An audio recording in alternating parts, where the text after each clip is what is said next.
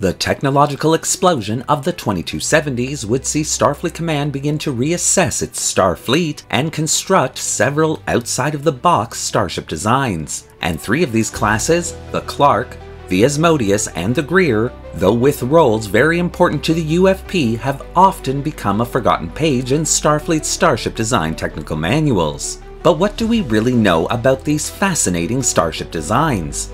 Well, today we'll find out.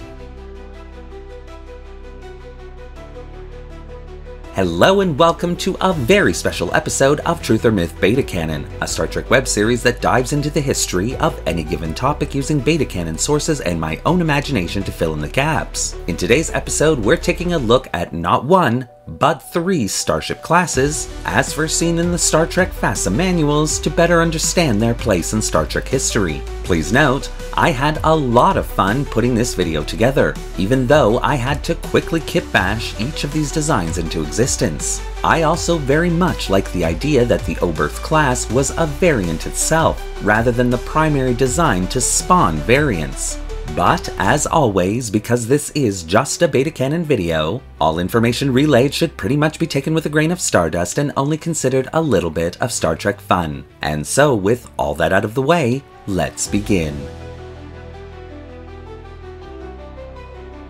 The technological explosion of the 2270s was certainly a push in the right direction for Starfleet Command.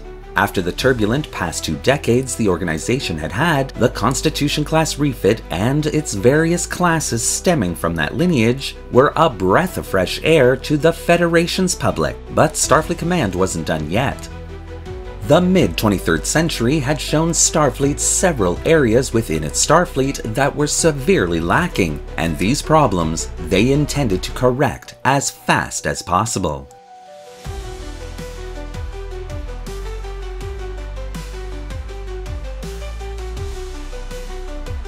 When people consider the latter part of the 23rd century in terms of Starship design, the Constitution-class refit, the Miranda class, the Excelsior class, and of course the Oberth class are the first to come to mind.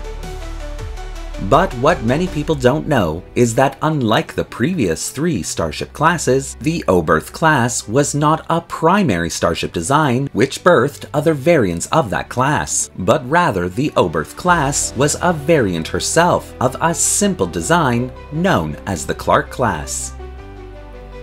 Launched in 2280, the Clarke class was a simple yet elegant Starship design, with one purpose in mind: ferrying officers, crew members, and diplomats around the core of the Federation as quickly as possible.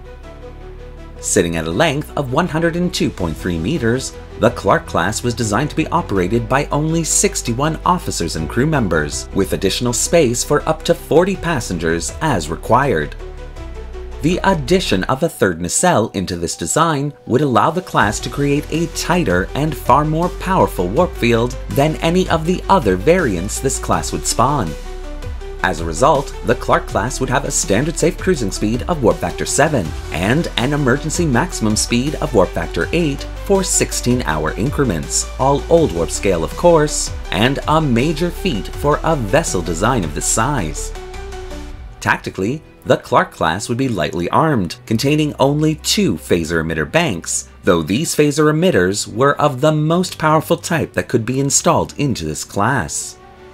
Also lightly shielded, mainly containing shields to survive phenomena such as space storms of various types, the Clarke class's interior would be where this class would really shine.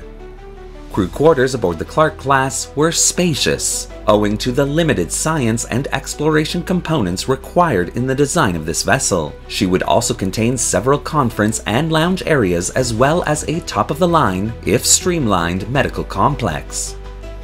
The Clarke class also contained 3 small cargo holds, with 3 independent cargo transporters, allowing for quick loading and unloading of needed supplies should an emergency situation arise which required the Clarke class to spring into action.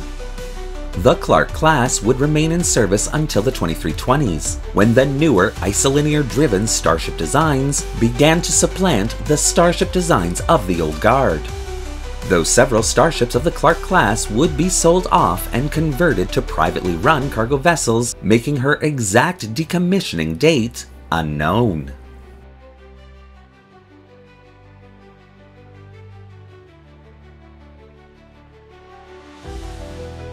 Another problem Starfleet Command wished to address was starbase defensive duties. Before the 2280s, starbases were often defended by visiting full-size Starship classes. In fact, in certain cases, it wouldn't be odd to have 3 or more capital starships assigned to a specific starbase, thereby locking down valuable Starship assets to regular patrol duties rather than exploring the cosmos as Starfleet's charter directed. But technology of the early to mid-23rd century was simply not up to creating small vessel classes that also packed a major punch. But again, the technological breakthroughs of the 2270s would change all that. By taking the simple design of the Clarke class, removing its third nacelle and replacing it with a torpedo launching facility, Starfleet Command would finally have an easily constructed Starship class that also had teeth. And shortly after the launch of the Clarke class in 2280, the Asmodeus class would be born.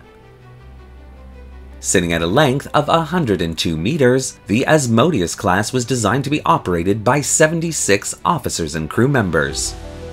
The Asmodeus class would have a standard safe cruising speed of warp factor 5, with an emergency maximum speed of warp factor 6 for 12-hour increments, all old warp scale of course.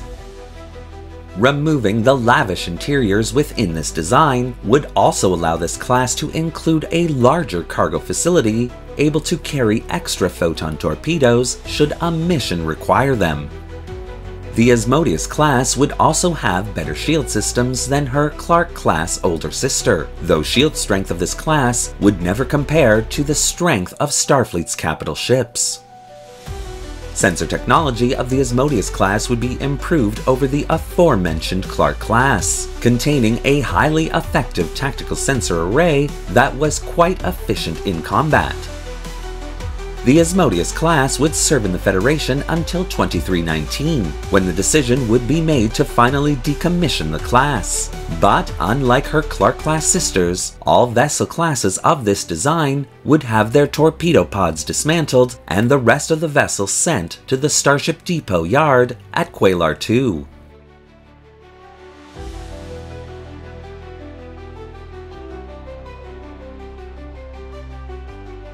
To solve another one of Starfleet's problems, Starship designers would turn to an even more simplified version of the Clarke class design.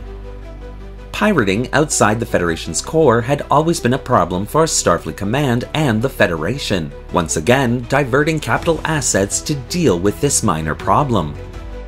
But in 2281, this problem would be solved with the launch of the Greer class. Sitting at a length of 102 meters, the Greer class was designed to be operated by 70 officers and crew members. A patrol vessel in type, designed to be flown in squadrons of 3 or more vessels, the Greer class would have a standard safe cruising speed of warp factor 6 and an emergency maximum speed of warp factor 8 for 14-hour increments, all old warp scale of course. This increase in speed over classes such as the Asmodeus was thanks to this class's ability to generate a tighter warp field based on the smaller profile of this vessel design. However, a result of losing the torpedo pod meant that the Greer class would not have torpedo firing capability, and so 2 specialized smaller torpedo launchers would be added into a fin-type pylon on either side of her primary hull. But where she lacked in torpedo size, she made up for with overcharged phaser emitter banks. On par with the strength of the phaser systems contained within the Constitution-class refit design, these phaser emitter banks were often strong enough to deter would-be pirates. The Greer class's most unusual and controversial aspect, however, was in the way it would be commanded. Unlike most Starfleet vessels of the time, Greer-class vessels would often be assigned to local Federation governments, who would then crew said vessels with native personnel rather than Starfleet personnel. Although it should be noted as well that command of these tiny powerhouses would often be given to retired Starfleet officers. The Greer class would continue in operation until 2309, when several new Starship designs based on the Excelsior class lineage would make them obsolete, forcing them to the scrapyard. As a Federation citizen, a Starfleet officer, or even an alien visitor, it's often easy to overlook classes such as the Clarke, Asmodeus and Greer. Though their careers may not have been widely publicized, with most of the Federation focused on the capital Starship designs of Starfleet Command, without these little workhorses, the Federation as it is would not exist today.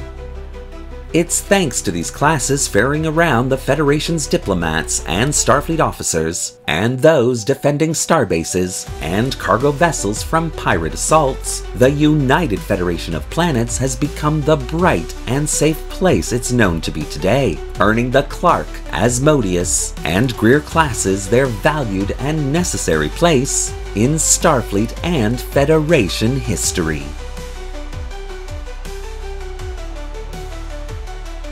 Thank you for watching today's episode of Truth or Myth Beta Canon. What do you think of these three classes and the historical narrative that I've created here? Do you want to see more videos like this one? Well, leave your comments in the section below, and don't forget to like the video and subscribe to the channel, hitting that little bell icon so you won't miss a single video we release. Want to help the channel create multiple Starship variants to keep the Federation running smoothly? Then consider becoming a channel member subscriber or a channel patron, both a major help that allows this channel to purchase resources and 3D models to keep it going. The link to both memberships is in the description below. Thanks again for watching, live long and prosper.